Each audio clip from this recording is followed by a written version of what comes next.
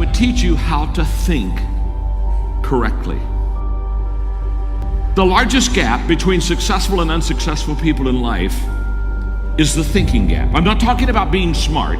I'm not talking about an IQ. I'm talking about how you think, how I think.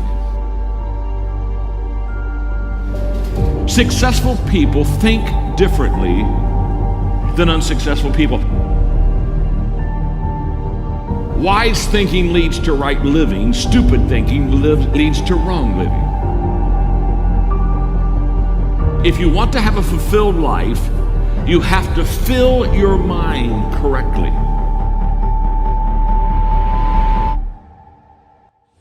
Right now, you need to focus on today.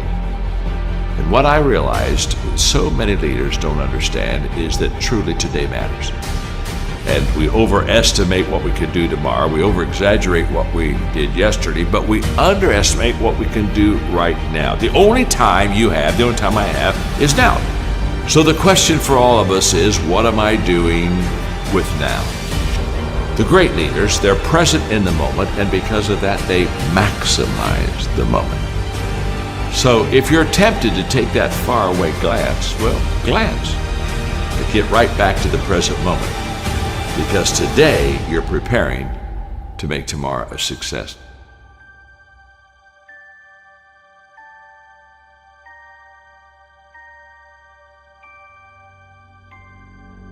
Well, we all want to be motivated, and yet so many times we fail to find the secret of motivation, and so let me give it to you quickly. Just do it. Motivation is not the cause of action. It's the byproduct of action. There's a lot of difference. If I think motivation is the cause of my action, then I'm going to wait to be motivated before I do something. But if I realize it's the byproduct of my action, then I'll start doing something. And then guess what? Motivation will come up and zap you, and all of a sudden you feel good and you're glad you're doing it. And you're saying, wow, this is truly wonderful. So let it be the byproduct of your life. Don't let it be the foundation for the actions that you take in your life. Nothing comes to you until you commit yourself.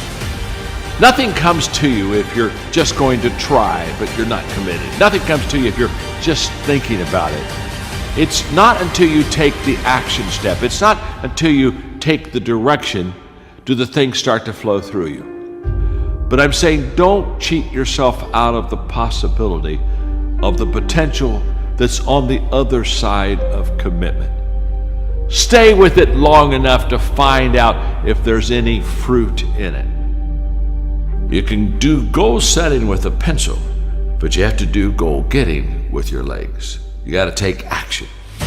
And it's the action that separates us. The greatest gap in this world is the gap between knowing and doing. Knowing is goal setting. Doing, now that's goal achievement. People that are knowledgeable about habits say that it takes 30 days for a habit to become a habit. Now, habits can be good and habits can be bad. And so over a period of time, you can either be developing habits that are going to help you, or you can be developing habits that are going to hurt you. People that grow develop habits that help them. The great value of a good habit is you don't have to think about it. That's why it's a habit. In other words, once you begin to, over days and times and periods, begin to practice something that is good, after a while it becomes automatic to you. It becomes who you are. In fact, I always tell people, practice a good habit long enough to make it yours. And once it's yours, now it's automatic. Every day, you'll do what you should do. Often I have the expression that everything worthwhile is uphill. That's a fact. You've never heard someone talk about accidental achievements. You've never heard someone that got to the top of the mountain and somebody asked them, how did you get there? Kind of look confused and say, I have no idea. They know how they got there. The reason they know how they got there is because they had to walk all the way up the mountain. Nobody lifted them. There were no shortcuts. There's not an elevator. There's not an escalator. It's all effort that gets you to the top of the mountain. What I want you to understand is that inspiration does a lot better when it's coupled with perspiration. There are a whole lot of people, they want to be inspired in great things, but they don't want to do the hard work. to achieve those great things. It's not either or, it's both and. So I really trust today that you will just kind of roll up your sleeves, look at something you haven't tackled for a while, dive in. You'll be amazed that once after you do the work, you get inspired. Don't wait to get inspired before you do the work.